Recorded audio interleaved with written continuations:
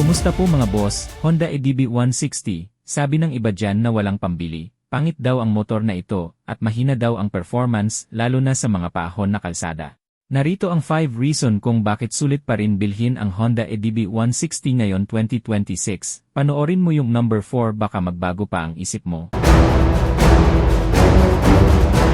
Una, malakas ang performance pero fuel efficient. May 160cc na ang makina pero matipid pa rin sa konsumo ng gas, naka-fuel injected na kasi ito at powered by ESP Plus engine at ito ay naka 4 valves. Pangalawa, ito daw ang motor na pang-social dahil may smart key system with anti-theft alarm and answer back key system kaya mas convenient na kasi naka-keyless na ito. Mas safe na sa mga magnanakaw at may built-in charging port na kaya kahit sa mahabang biyahe ay pwede ka na mag-recharge ng iyong smartphone. Pangatlo, may anti-lock brake system o ABS features. Ito ang pinaka-importante na features para sa safety ng riders. Ang ABS features ay gumagana para mapanatili ang steering control ng driver upang maiiwasan ang pang-slide ng motor habang nagpepreno, lalo na sa madulas na kalsada. Pang-apat, may malusog at astig na disenyo, adventure-inspired looks, at ang kagandahan po nito pwede po pang off-road dahil naka-dual sports na ang suspension nito. Mayroon po itong Showa sub-tank sa rear suspension, kaya napakaswabe nito patakbuhin, kahit dadaan ka sa mga lubak na kalsada.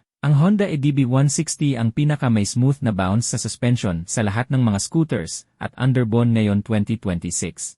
Panglima, may malapad na upuan, may mataas na handlebar, at naka-upright sitting position ka sa motor na ito. Kaya comfortable ka sa mahabang biyahe, at may mataas na ground clearance, 165mm ang taas nito kaya hindi ka mag-alala kung dumaan ka sa mga sa mga lubak-lubak na daan, sa matutubig at medyo baha na kalsada dahil hindi basta-basta titirik ang makina nito. Comment nyo nga sa ibaba mga boss, kung sulit pa rin ba bilhin ang EDB 160 ngayon 2026.